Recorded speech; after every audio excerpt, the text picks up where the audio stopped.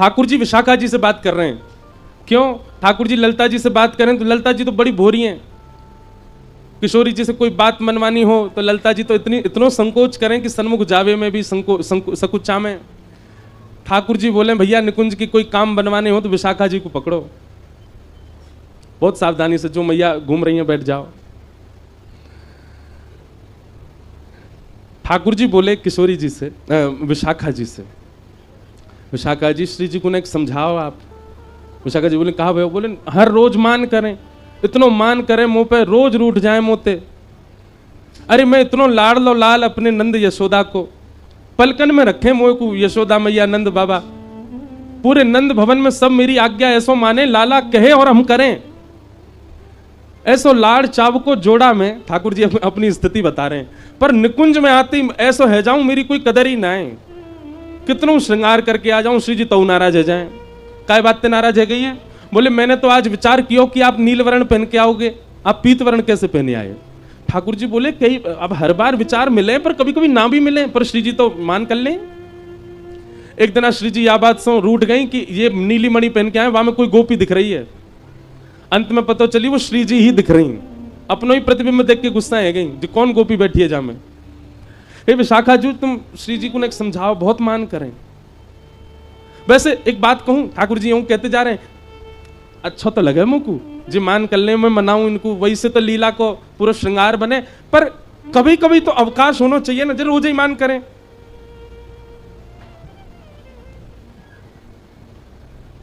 विशाखा जी बोली ठीक है तो हम कछु करेंगे। वो ठीक है।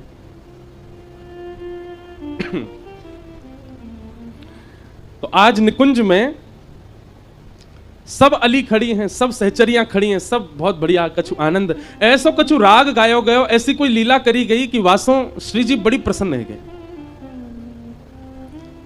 और इतनी प्रसन्न भाई, इतनी प्रसन्न है कि प्रसन्न है करके सेज पे बैठी बैठी श्री जी कहें आज तो भैया तुम सबरी कछु मांग ले, जो मांगोगी सो दूंगी। श्री जी की पहली बार ऐसी स्थिति ना है। श्री जी तो कभी भी ये कहते हैं कछु मांग लो, पर सखीन को स्वभाव है कि वो श्री जी से कभी कछु याचना ना करें, बस एक ही याचना करें कि सदा अपने श्री चरण कमल में किशोरी मोहे अपनी से कर लीजिए। हे श्यामा जी आप बस अपनी बना के रख लो, यही हमारी कामना, और हमें कुछ नहीं चाहिए। ललिता आदि सब सखियां ने आकर के प्रणाम करी, बोले हे श्यामा जी आप सदा राजी रहो, यही चाहिए। कोई कह रही आप सदा प्रसन्न रहो, यही चाहिए। आपके जितने आरते सब मुंह पे आ जाएं, यही चाहिए। आप सदा निकुंज में विराजमान रहो, ऐसे ही प्रसन्न बढ़ते रहो, आपको मोद प्रमोद नित्य प्रति बढ़ते रहो, यही चाहिए। विशाखा जी की बारी आई। विशाखा जी सामने आकर के बैठ गए। मांगो विशाखा, कहा चाहिए? बोले मांग लो। बोले हाँ। मुकरोगी तो नहीं? बोले नहीं। बोले वचन दो जो मांगूंगी सो दोगी। श्री जी बोले देंगे। बोले आपके बगल में जो श्याम सुंदर बैठे हैं इनको हाथ पकड़ करके मेरे हाथ में दे दो, और ये सदा के लिए मेरे है जाएं, ऐसी कृपा मुंह पे कर दो। ये बात सुनकर के निकुंज की जितनी सखियां सब आश्चर्य में पड़ गईं, सब विशाखा जी को देखने लगी। ललिता जी कहने लगी अरे जी तू कहा कह रही? बोले आज बोलन दो मुक्कू, हर बार मैंने आप सबन की बात मानी, हर बार श्री जी के सामने नतमस्तक रही हूं, पर आज मैं अपने हृदय को उद्गार प्रकट कर रही हूं। निकुंज नायक को हाथ पकड़ करके मेरे हाथ में दे दो और सदा के लिए ये मेरे ही रहे, ऐसा वरदान श्री जी मुझको दे दे। श्री जी स्तब्ध हो गए, तुरंत अपने आसन से खड़ी है गई और बगल में विराज रहे श्याम सुंदर भी अपना हाथ खींच रहे हैं। और विशाखा जी से कहने अरे विशाखा जी ये सब करवे की थोड़ी कही मैंने, जी कहा कर रही हो आप? विशाखा जी बोली तुम शांत रहो, तुम्हारी बात नहीं जी, मैं अपने मन के भाव कह रही हूं। किशोरी जी ने तुरंत हाथ पकड़ करके विशाखा जी के हाथ में दे दियो और विशाखा जी को उठा करके निकुंज के सिंहासन पर बिठा दियो और स्वयं चमर लेकर के डुराने लगी। क्यों? निकुंज नायक के बगल में जो उनकी बैठे वही निकुंज की नायिका है।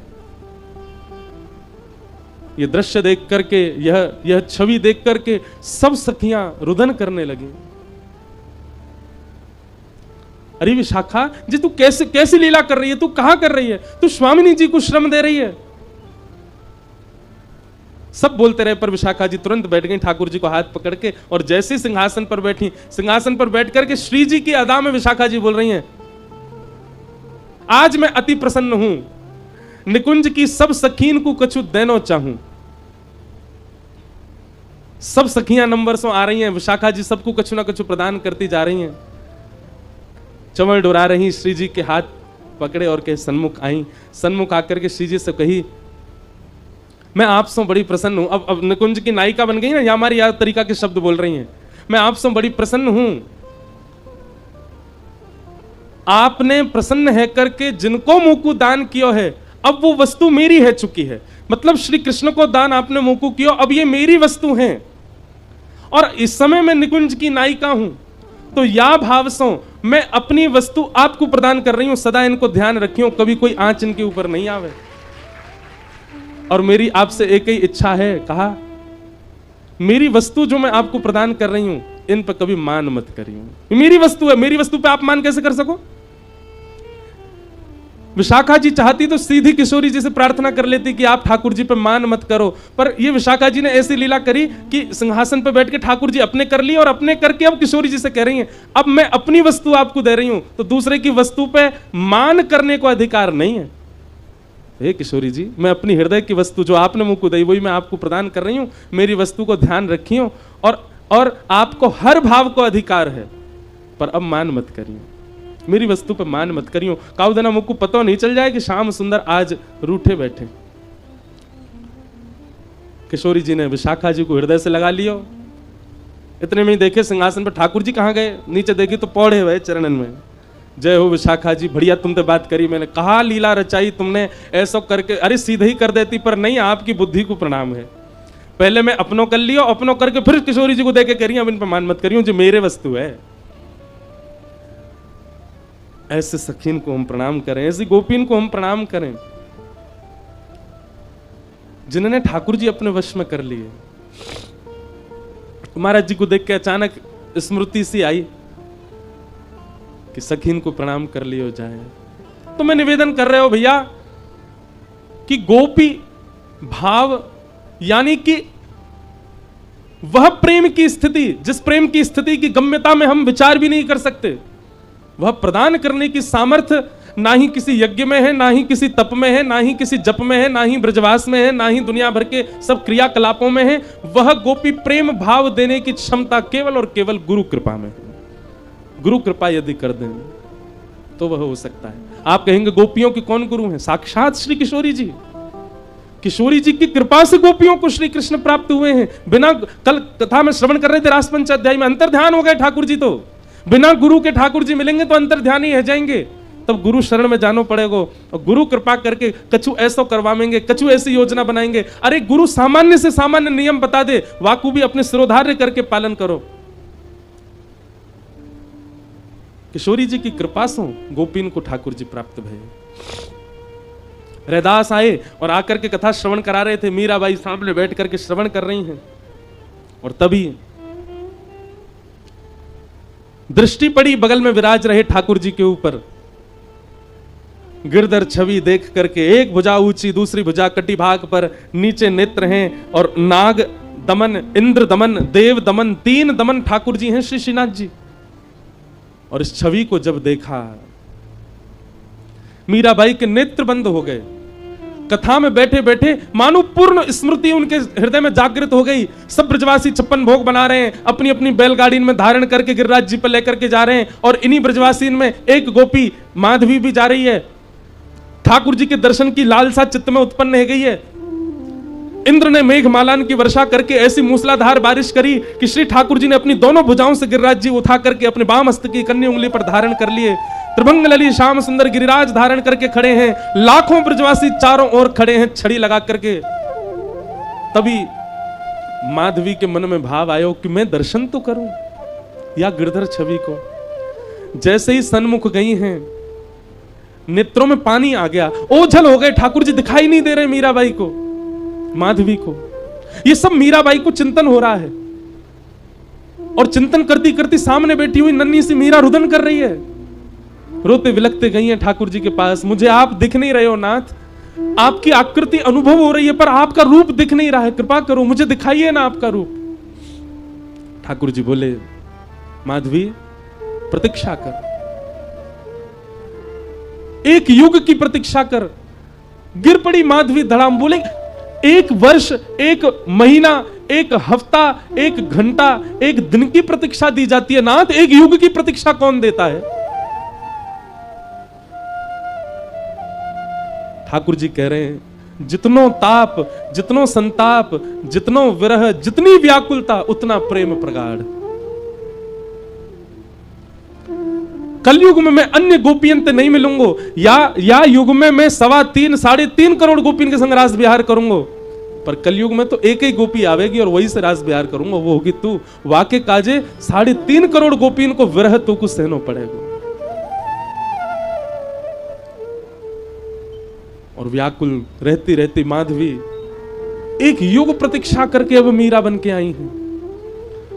और आज जैसे ही वह स्वरूप देखा, स्मृति आ गई। ठाकुर जी ने पहले ही संकेत किया था, संत के माध्यम से, गुरु के माध्यम से तेरे जीवन में आऊंगा मैं। मेरे रूप को देखते ही तो पूर्व जन्म की सबरी स्मृति है जाएंगी। दौड़ करके गई मीरा, देख नहीं रही है रैदास जी को, बस चरण पकड़ रही है, देख वहीं रही है ठाकुर जी की ओर, और कह रही है, नाथ ये मेरे गोपाल जी हैं, ये मेरे ठाकुर जी हैं। सब लोग अचंभित हो गए परिवार के, ये क्या हो रहा है? और मीराबाई बस कुछ भी बोले जा रही है। इनने गिरिराज जी उठा लिए, अरे बामस्तिकी कन्नी उंगली पे उठा लिए, सब छड़ी लेकर के खड़े। मैंने इनसे प्रार्थना करी, मुझको दिख जाओ, नहीं दिखे मुझको एक युग की प्रतीक्षा करवाई है इनने। मैं मटकी भरवे गई, वो चाय वे आ गए मेरे सामने, मेरे समान लंबे है गए। इनके सखा सो मेरो ब्याह भयो, पालकी में घुस गए मेरी में। कैसी दुर्भाग्यशालिनी में मेरे सामने बैठ करके मुझसे कह रहे अपना रूप दिखा दे, मैंने नहीं दिखायो। बहुत वर्षन की प्रतीक्षा के बाद मेरे जीवन में आए हैं। आपसे आज्ञा लेना चाहूं, इनको मुकु दे दो। आज मुझे किसी ने यह प्रश्न भी पूछा है, अब यह भी एक संयोग है कि उसने यही प्रश्न किया कि किसी और के सेवा के ठाकुर जी मुझे इतने भार हैं, किसी और के सेवा के ठाकुर जी मुझे इतने प्रिय लग रहे हैं, मैं क्या करूं महाराज जी? उनसे मांगूं, उनसे कहूं तो कोई अपने ठाकुर जी कैसे दे? पर उनके ठाकुर जी स्वप्न में आते हैं, उनके ठाकुर जी चिंतन में आते हैं। हमारी बात बहुत ध्यान से सुनो, इस लीला से यह स्पष्ट हो जाएगा। ठाकुर जी अर्चक के देने से नहीं आएंगे, ठाकुर जी अपनी इच्छा से आएंगे। गोपाल भट्ट गोस्वामी के ठाकुर जी कितने करोड़ों लोगों के हृदय के सम्राट बने बैठे, राधा रमन लाल। स्वामी शेहरदास जी के हृदय के ठाकुर जी कुंज बिहारी लाल कितने करोड़ों हृदय के सम्राट बने बैठे। और किसी के अर्चना के ठाकुर जी आपके स्वप्न में आ रहे हैं, तो अब आपको और क्या चाहिए? प्रत्यक्ष तो ठाकुर जी को आना होगा तो आ ही जाएंगे, लेकिन आप कभी अर्चक से जाके याचना मत कर देना कि अपने ठाकुर जी दे दो। अरे अर्चक से पूछो कितने भाव से अपने ठाकुर जी को सजाता है, कितने भाव से ठाकुर। हमारे गिरधर लाल, कितने लोग श्रोता कथा में ऐसे आते हैं, उनको ल्यों लगे इनको लेके भाग जाए हम, लेकिन जादना ऐसा कोई ने प्रयास भी कर लियो, मेरो का होएगो, मेरे तो प्राण बसे उनमें। मीराबाई के चरित्र में सुनो क्या हुआ। यहां रैदास जी रो रहे हैं, अरे कोई या कुछ संभालो, बालिका को जी कहा कह रही है, मेरे गोपाल जी को यूं कह रही है मेरे हैं। मीराबाई प्रार्थना कर रही है, बोले नाथ मैं आपसे लड़ना ना चाहूं, झगड़ना आपसे छीनना ही रही हूं, पर इनके वचन को आपको बता रही हूं। इनने मुझसे कही कि जो मेरे पास आएंगे, आपके माध्यम से आए हैं। इतने संत आए, इतने संतन के ठाकुर जी मेरे यहां आए, पर कोई के ठाकुर को देख करके मुझको ये स्मृतियां नहीं आई जो आपके ठाकुर को देख के आई है। लेकिन कोई अपनी अर्चक कैसे दे देगा? हृदय से लगा करके रैदास जी तो कक्ष में चले गए। मीराबाई बाहर खड़े होकर के संकल्प लेती है, बोले रैदास जी का दोष नहीं है, मेरे गुरु की कोई दोष नहीं है। कन्हैया अब तुम्हारी इच्छा जाननी है, यदि वास्तव में आप मुझसे प्रेम करते हैं तो आप मेरे पास आएंगे, और केवल 3 दिन का समय दे रही हूं। 3 दिन में आप आ गए तो मान जाऊंगी कि आप मुझसे प्रेम करते थे, आपका जो वचन था वो सत्य था। और 3 दिन में यदि आप नहीं आए तो फिर जो होगा वो मुझे स्वीकार है, अगर मेरे प्राण भी निकल जाएं तो मुझे स्वीकार है।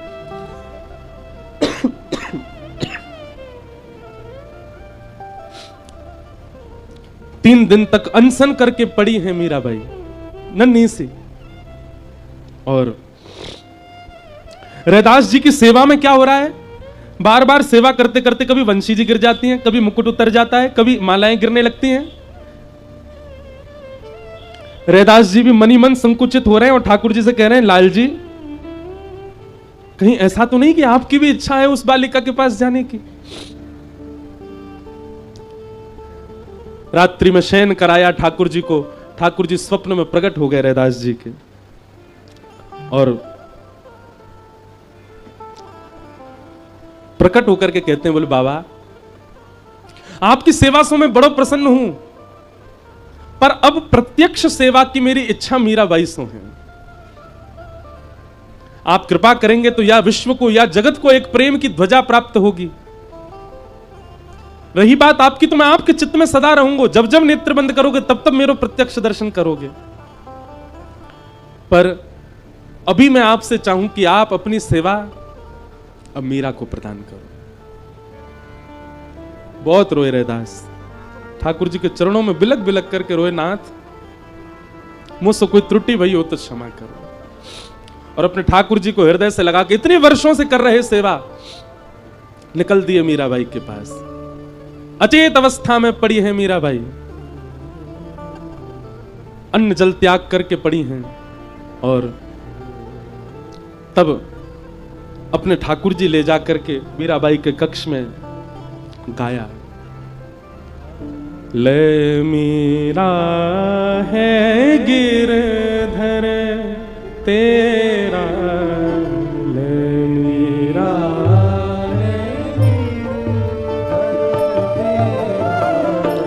ले मीरा है गिरधर तेरा, यह मीरा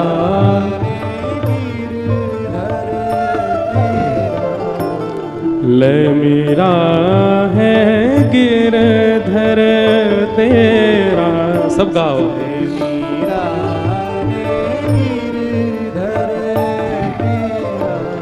सेवा पूर्ण भई अब मेरी, सेवा पूर्ण भई अब मेरी, सेवा पूरी भई अब मेरी, सेवा पूरी भई अब मेरी, जागा भाग्य है तेरा, ओ जागा भाग्य तेरा, बेटी ले मीरा है गिरधर तेरा, ले मीरा है गिरधर तेरा।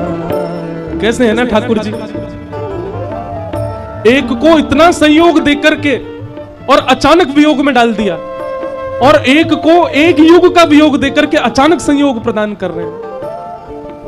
इसीलिए तो प्रणय गीत में गोपियां कहती है, मैवं विभोर हति भवान गति तुम नृशंसम संत्यज्य सर्व विषयां स्तव पाद मूलम। नाथ आप नहीं समझ पाओगे भक्त कितनी पीड़ा में जाकर के आपको प्राप्त करता है। आप तो भोक्ता हो, भोजन करना जानते हो, बनाने वाले को पता होता है कितनी श्रम से भोजन बना है। पर भैया यहां में कछु और उपाय है ना सके, ठाकुर जी को ये स्वभाव है, एक को संयोग दे रहे हैं तो किसी को वियोग दे करके आए हैं, और जिसको संयोग दिया है ज्यादा दिन टिकवे वाले ना है, वियोग देंगे। मेरा कहने का आश्रय ऐसा नहीं कि ठाकुर जी चले जाएंगे, वियोग किसी भी रूप में दे सकते हैं। जरूरी नहीं है कि पास रहने वाले का सदैव संयोग, कई बार पास रहने वाले का भी वियोग रहता है चित्त में। सेवा बड़े भाव सो करियो, सेवा बड़े भाव से करियो। मीराबाई को समझा रहे हैं, सेवा बड़े भाव सो करियो, सेवा बड़े भाव से करियो। नैन लगइयो ने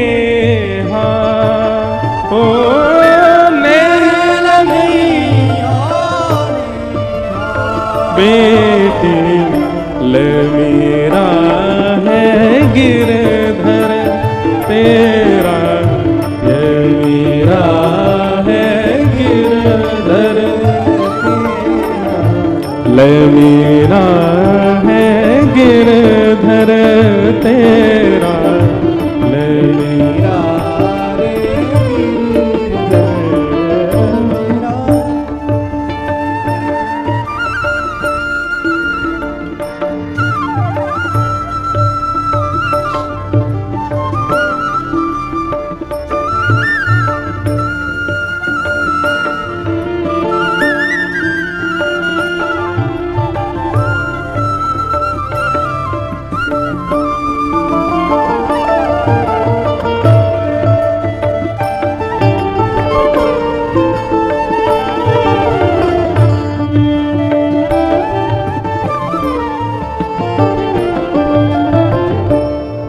मीराबाई जैसे ही लाल जी को हाथ में लिया नृत्य करने लगे। एक ही कक्ष में, एक ही छत के नीचे संयोग वियोग एक साथ दिखाई दे रहे हैं। मीराबाई नाच रही है और श्री रैदास जी बस अपने नेत्र बंद करके अविरल अश्रुधार बहा रहे हैं, रुदन कर रहे हैं। तभी मीराबाई को थोड़ा मन में भाव उत्पन्न हुआ। संभालने के लिए गई थोड़ा उनके पास में, बोले बाबा आप इतना रो मत, आप इतने व्याकुल मत हो, मैं सह लूंगी विरह वेदना, मैं पीड़ा सह लूंगी, पर आप ऐसे मत रहो।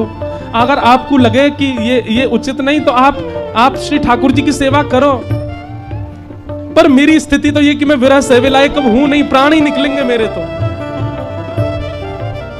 रैदास जी कहते नहीं, सो ही सुहागन प्रिय जाहिरी झे, सोई सुहागन प्रिय जाहिरी झे, सो ही सुहागन प्रिय जाहिरी झे, सोई सुहागन प्रिय जाहिरी झे, कैसा तेरा मेरा हो। लाली ये तेरे और मेरे नहीं है, इनके और उनके नहीं है, ये तेरे मेरे इनके उनके नहीं है, ये वाक्य है, ये जा से रीझ गए हों, ये जा से प्रसन्न है जाए, ये वाक्य हैं, ये तेरे मेरे की कोई बात नहीं है लाली। सो ही सुहागन प्रिय जाहिरी झे, सो ही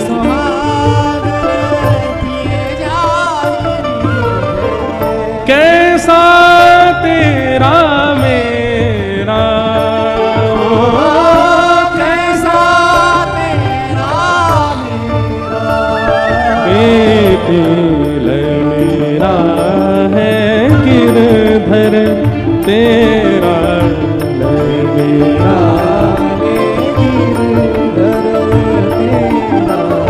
ले मेरा है गिरधर तेरा, सेवा बड़े भाव सो करियो, सेवा बड़े भाव से करियो, सेवा बड़े भाव सो करियो, सेवा बड़े भाव से करियो, ए जागा भाग्य है तेरा, जागा भाग्य तेरा, मीरा मेरा है गिरधर तेरा, मीरा रे गिरधर तेरा, ले मीरा है गिरधर तेरा, मीरा रे गिरधर तेरा। और मीराबाई को गिरधर गोपाल प्राप्त हो गए। रैदास जी ने केवल ठाकुर जी देख के हाथ झाड़ लिए नहीं, सेवा समझाई, प्रेम समझाया, भाव समझाया। मीराबाई ने कहा कब प्रत्यक्ष प्राप्त होंगे, कब हृदय से लगाएंगे, कब मुझे स्वीकार करेंगे। तब ले गए मेड़ता की ऊंची अटारी पर, और वहां से उस दिशा की ओर दिखाया जिस दिशा में वृंदावन है, और कहा बिटिया यही दिशा है तेरी, इसी दिशा में है वो नगर, जिस नगर से प्रेम पुष्ट होता है, जिस नगर से ये पुष्ट होते हैं, ये गाढ़ आलिंगन करके प्राप्त होते हैं। बस अब तुम्हारा जीवन और कुछ नहीं है, ये दिशा ही तुम्हारी है, ये वो नगर ही तुम्हारा है, वही सब कुछ है तुम्हारा। और मीराबाई बस अब प्रतीक्षा कर रही है कब वो समय आवेगा। देखो एक बात मैं कथा में कहा करता हूं, वृंदावन मन करे जावे को तो अदबद के अपने आप पहुंच मत जाए करो। धन के बल पर, साधन के बल पर वृंदावन दौड़ के मत पहुंच जाया करो, तो प्रतीक्षा करो। वृंदावन ऐसी स्थिति बनावे कि आप कोई प्रयास नहीं कर रहे हैं, पुनः अपने आप आपको वृंदावन जाना पड़ रहा है, तो समझो कि हां वृंदावन ने बुलाया है। दो स्थिति में वृंदावन आया जाता है, बहुत ध्यान से सुनना। पहली स्थिति, अब प्रयास करने वाले ऐसा नहीं कि आप बात को सुन के प्रयास ही नहीं करें, आओ ही नहीं, आओ पर एक आध बार अपने प्रयास से आओ, पर कभी कभी ऐसा कुछ करो कि आपने कोई प्रयास नहीं किया, अपने आप वृंदावन ने निमंत्रण करके और आपको ऐसा बानिक बनाया कि आप आई गए वृंदावन। वृंदावन को बुलाने दो, वृंदावन को खींचने दो। और दूसरा कि अब प्राण धीरज रख ही नहीं रहे, अब प्राण निकल ही जाएंगे और कोई उपचार नहीं है, अब प्राण टिक नहीं सकते वृंदावन के बगैर, तो वृंदावन। मीराबाई नहीं आई वृंदावन, कितने वर्षों बाद हां गाया खूब वृंदावन को, भजा खूब वृंदावन को। मीराबाई ने गुरुदेव से पूछा कि मुझे बहुत स्मृति होती है, बहुत याद आती है श्याम सुंदर की, गिरधर गोपाल की, मैं क्या किया करूं।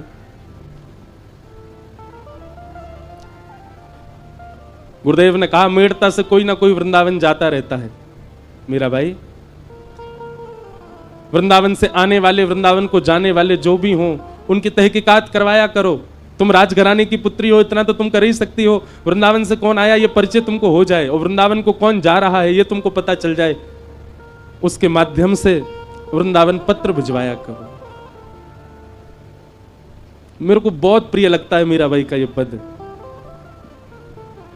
मीराबाई से किसी ने कहा तो पत्र भेजती हो आप ठाकुर जी को?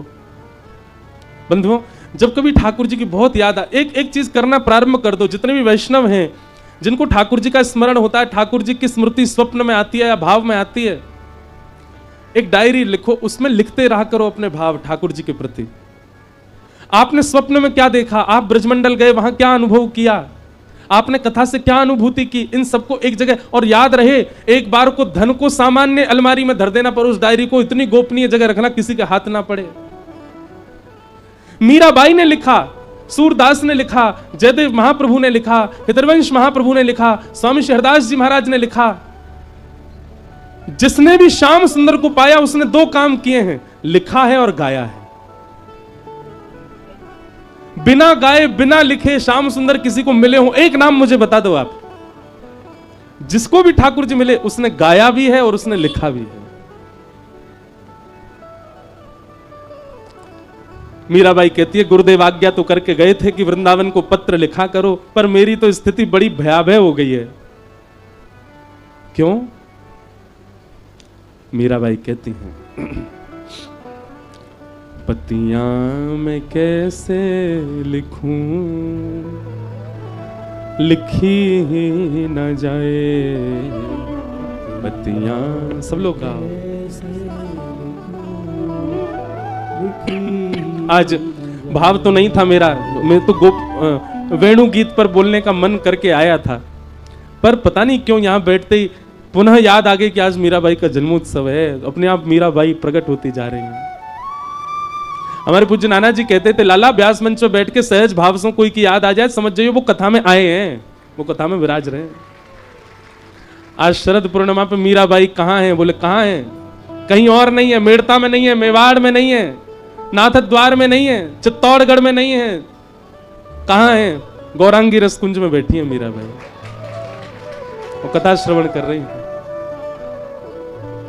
पत्तियां मैं कैसे लिखूं, लिखी ही न जाए पत्तियां। गाओ सब लोग। कैसे लिखूं, लिखी न जाए। क्यों क्यों नहीं लिख पाती आप? कलम धरत मेरो कर कांपत है, धरत मेरो कर कांपत है। कलम धरत मेरो कर कांपत है,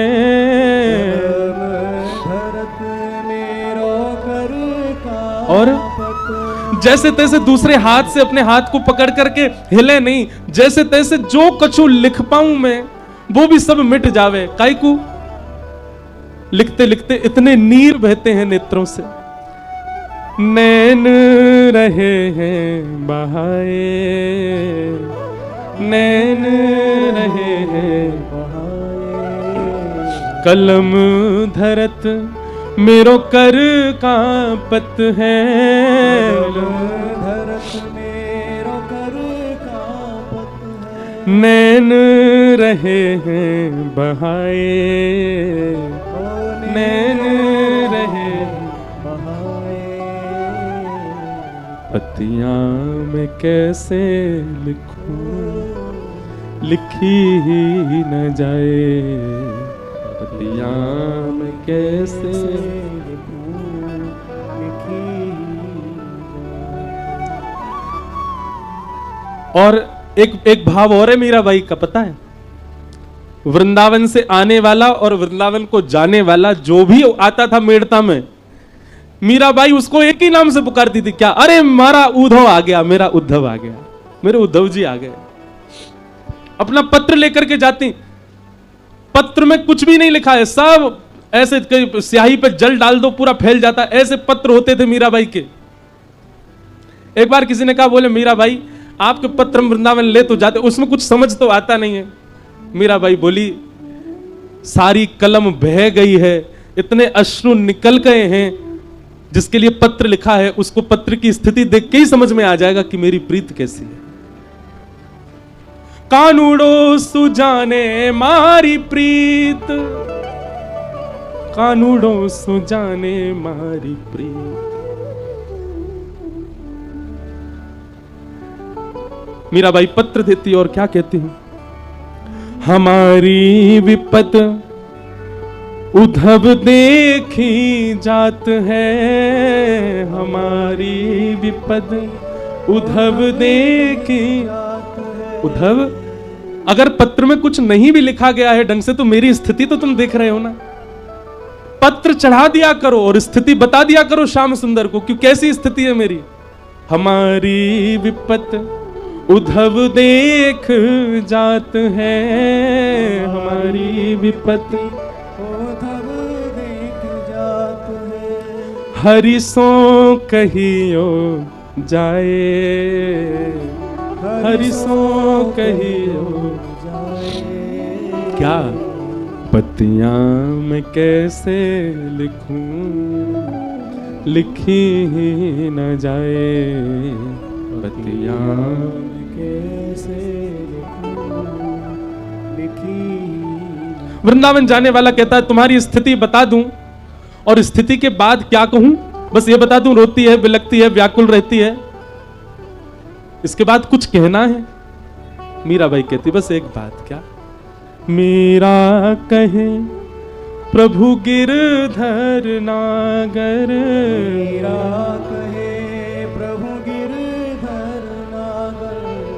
मीरा कहे प्रभु गिरधर नागर, मीरा कहे प्रभु गिरधर। बस एक बात, चरण कमल रहु छाए, चरण कमल छाए। सीधी बात है, नहीं रहना अब कहीं और, प्राण हमारा वहां बसत, प्राण हमारा वहां बसत है, यहाँ तो खाली खो,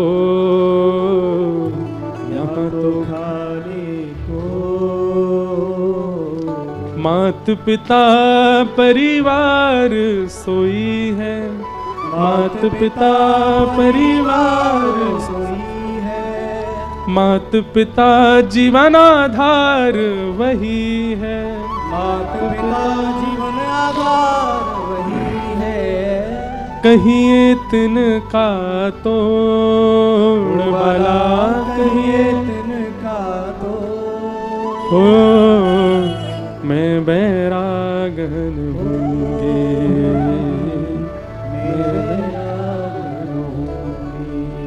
पतियां मैं कैसे लिखूं, लिखी ही न जाए, पतियां मैं कैसे लिखूं, लिखी ही जाए। एक दिन पूरे मेड़ता में ढोल बज रहे थे, नगाड़े बज रहे थे, सहनाइयां बज रही थी, घर में नए नए मिष्ठान बनाए जा रहे थे। मीराबाई अपने ठाकुर की सेवा करके जब देखती हैं चारों ओर इतनी साज सज्जे सजावट चल रही है, किसी से पूछती हैं क्या हो रहा है। तब किसी ने कहा, अरे मीरा, राजस्थान के सबसे बड़े राजघराने की बहू बनने जा रही हो तुम। मेवाड़ के राजा राजभोज आज तुम्हें देखने के लिए आ रहे हैं। बहुत रोई मीराबाई, अपनी मां से मना किया, पिताजी से मना किया, परिवार वालों से मना किया। मैं केवल गिरधर की हूं, आप मेरी स्थिति समझिए। मैं संसार के सामान्य संबंधों में नहीं बंध सकती। संसार के संबंध जिस लिए होते हैं वो मुझसे नहीं हो पाएंगे, मैं उसके लिए नहीं हूं। आप गलत करेंगे, मेरे साथ नहीं, मेरे साथ कुछ गलत नहीं होगा, मेरे साथ तो ठाकुर जी हैं, पर गलत होगा उस व्यक्ति के साथ जिससे आप मेरा विवाह करेंगे। वो जिस आश से मुझे ब्याहना चाहते हैं वो आशा मैं पूरी नहीं कर सकती। वो परिवार जिस आश से एक बहू को लाना चाहता है वो सब क्रिया मेरे से संभव नहीं होंगी। पर कोई नहीं समझ रहा है मीराबाई को। राजा भोज के साथ वार्ता हुई मीराबाई की। मीराबाई ने सब स्पष्ट कर दिया, क्षमा करें पर मेरा परिवार नहीं मान रहा है, पर मैं आपके लायक नहीं हूं। जो एक सामान्य कन्या के गुण होते हैं वो मुझ में नहीं है। एक पत्नी व्रत पातिव्रता धर्म क्या होता है ये मैं नहीं कर पाऊंगी। मैं पत्नी व्रता पातिव्रत हूं, पर गिरधर की, मैं सामान्य किसी व्यक्ति की नहीं हो सकती। क्षमा करें आप मुझे। बंधुओं, राजा भोज की जो बात है ना वो बहुत सुंदर है। थोड़ी देर मौन रहे, मीराबाई को देखते रहे और देखते देखते उन्होंने कहा, मैं आपको एक बात कहना चाहता हूं। हाँ, प्रसंग ऐसा आता है कि मीराबाई ने कहा, आप जाकर के सबको मना कर दीजिएगा कि ये संबंध आपको स्वीकार नहीं है। राजा भोज बोले, ठीक है। जैसे ही सब के मध्य में गए, मीराबाई सुन रही थी ये मना कर देंगे, पर राजा भोज ने जाकर के सबसे कह दिया, मेरी बात हो गई मीरा से, उनकी सारी शर्तें मुझे मंजूर हैं और मैं उनसे विवाह करने को तैयार हूं। मीराबाई सुनकर के स्तब्ध हो गई, ये कैसे व्यक्ति अपने पैर पे अपने आप कुल्हाड़ी मार रहे हैं। मीराबाई ने फिर कहा, मैं आपसे कुछ चर्चा करना चाहती हूं। कहा, मैं आपको सब सत्य बता चुकी हूं, फिर भी आपको विवाह करना है। तब राजा भोज कहते हैं, जैसे आप संसारी संबंध में मेरे साथ नहीं रहना चाहती, मैं भी इस नाते से आपको नहीं स्वीकार कर रहा हूं, तो फिर आपने इस विवाह के लिए क्यों कह दिया। भोजराज कहते हैं, हमारे मेवाड़ में एक से एक राजा आते हैं, एक से एक योद्धा आते हैं, एक से एक विरक्त आते हैं, एक से एक सन्यासी आते हैं, पर हमारे मेवाड़ में आज तक किसी भक्त के चरण नहीं पड़े। अगर मीराबाई आ जाएगी तो हमारा मेवाड़ पवित्र हो जाएगा। आपके चरण पड़ने से हमारा द्वार घर पवित्र होगा, इसलिए आप चलो। मुझे आपकी सब बातें मंजूर हैं, पर इसी बहाने सही आप स्वीकार करो। मीराबाई ने कोई उत्तर नहीं दिया, चली गई वहां से। बस उसी दिन से विरह व्याकुलता बढ़ने लगी। नित्य अपने ठाकुर जी से कहती हैं, घर के लोग नहीं मानेंगे, सब मेरा जबरदस्ती ब्याह कर देंगे, आप आओ ना।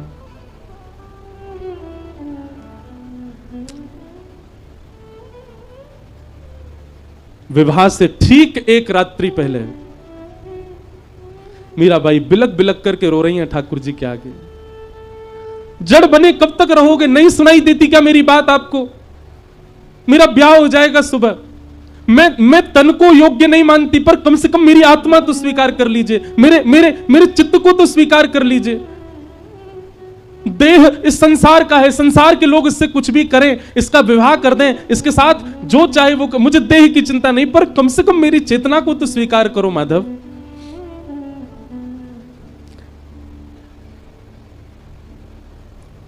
रोते रोते ठाकुर जी के चरणों में सो गई मीराबाई। और जब प्रातःकाल उठी हैं और मीराबाई की मां ने जैसे ही प्रवेश किया उनके कक्ष में, तो क्या देखती हैं कि जो शादी का जोड़ा मीराबाई के लिए बनवाया था वो तो एक जगह टंगा हुआ है। एक नवीन वस्त्र पहने हैं, नवीन शादी का जोड़ा मीराबाई ने पहना हुआ है, हाथों में मेहंदी रची हुई है, आंखों में सुंदर काजल लगा है, गले में मंगलसूत्र आदि गहने पहने हुए हैं, पैरों में पाजेब, बिछिया और महावर सब लगा है, मांग में सिंदूर भरा हुआ है, और मीराबाई अचेत अवस्था में गिरधर के चरणों में पड़ी। यह वो पोशाक नहीं है जो मीराबाई के लिए बनवाई गई थी, यह तो कोई अत्याद्भुत पोशाक है, ऐसी पोशाक कोई बना नहीं सकता। चेतना में लाया मीराबाई को उनकी मां ने और कहा, मीरा तू कहां गई थी, ये क्या करके आई है, ये कैसा श्रृंगार किया, तेरे मांग में सिंदूर किसने भरा, तेरे हाथ किसने रच दिए, ये पांव में पाजेब किसने पहना दी, ये बिछिया कब पहन कर, और ये जोड़ा कहां से पहन करके आई है। मीराबाई के नेत्र नहीं खुल रहे हैं और अश्रु बहने लगे। प्रसन्न हो गई, अपनी मां को हृदय से लगाया। माई माई सपनानु वरना दीनानाथ दीनानाथ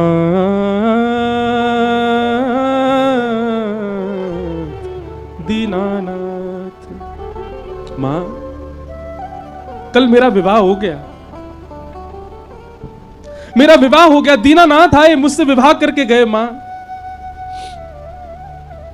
तू पागल है मीरा, क्या बोलती है, कैसे विवाह हो जाएगा, तुझे सोता छोड़ के गई हूं यहां पर, तू निकली भी नहीं है, बाहर से किवाड़ लगी थी, ये तेरा सब पागलपन है, अपने आप मांग में सिंदूर भर लिया है, अपने आप।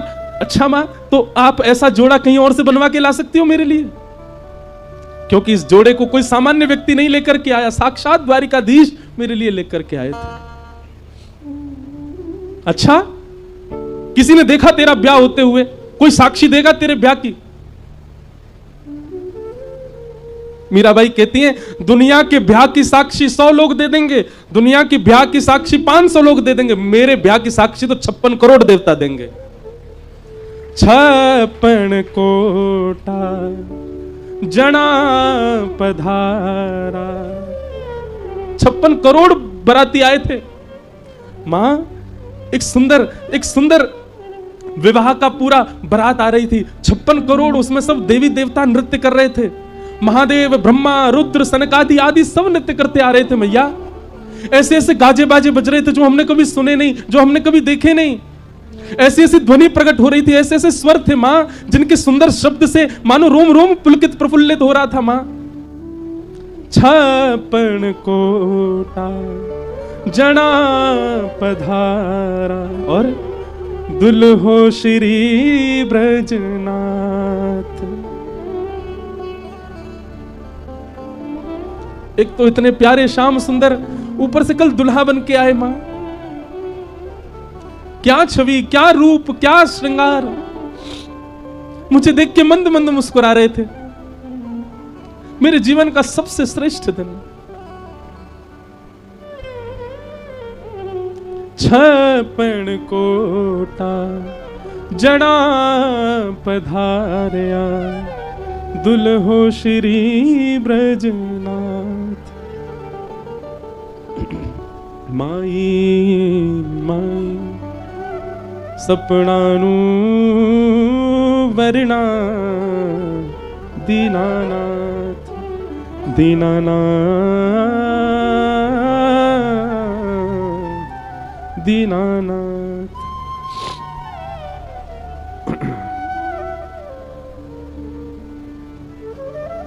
मीराबाई का विवाह तो हो चुका है, लेकिन मां ने चरणों में प्रणाम किया और प्रणाम करके बोली, हमारी लाज बचा ले मीरा, द्वार पर बारात आ गई है मेवाड़ से, जल्दी स्नान कर सब मिटा और आजा विवाह के मंडप में। मीराबाई ने अब हट नहीं की, क्यों? क्योंकि अब उनको सब स्वीकार था, क्योंकि अब जो भी ये करेंगे वो मेरे देह का है, मेरी आत्मा तो कृष्ण ने वर्ण कर ली है। आज मीराबाई को वो प्राप्त हो गया जिसके लिए वो एक युग से प्रतीक्षा कर रही थी। और मीराबाई ने ब्याह किया, अपने माता पिता की प्रसन्नता के लिए ब्याह किया। और फिर विवाह करके पूरी लीला सब मीराबाई की मेवाड़ में हुई। वहां पर भी कई प्रसंग प्रकल्प मीराबाई के सब बताए सुनाए जाते हैं। ऐसी भक्तिमती मीराबाई का आज जन्मोत्सव है। उन्हें हम बारंबार प्रणाम करते हैं, बारंबार वंदन करते हैं। और इस विषय में मुझे जाना नहीं है, क्योंकि कईयों की स्थिति ऐसी हो जाती है कथा के बाद में कि फिर बाकी लोग बोलते हैं महाराज जी आप तो सुना के चले गए कथा, हमारे ऊपर उनको छोड़ गए, अब इनको कैसे संभालें। बंधुओं, हम मीरा जैसे तो नहीं बन सकते, मीरा जी जैसा भाव भी हमारे चित्त में नहीं आ पाएगा। पर हाँ, मीराबाई ने जिस प्रकार प्रयास किया ठाकुर जी को प्राप्त करने का, एक गुरु प्राप्त करके प्रयास करो। हम आपसे बहुत स्पष्टता से कह रहे हैं, कई बार कथाओं में कई लोगों में हमको भाव दिखाई दे जाते हैं कि वो रुदन कर रहे हैं या भाव। आप कथा में आ ही नहीं पाओगे यदि आपके चित्त में प्रेम हो जाएगा। आप दूर कहीं बैठ करके बस रुदन करोगे। आप कभी नहीं चाहोगे कि हम उनकी नजर में आ जाएं, उनको हम दिख जाएं, हम उनसे कुछ पूछ लें। जिज्ञासाएं नष्ट हो जाएंगी चित्त की सारी।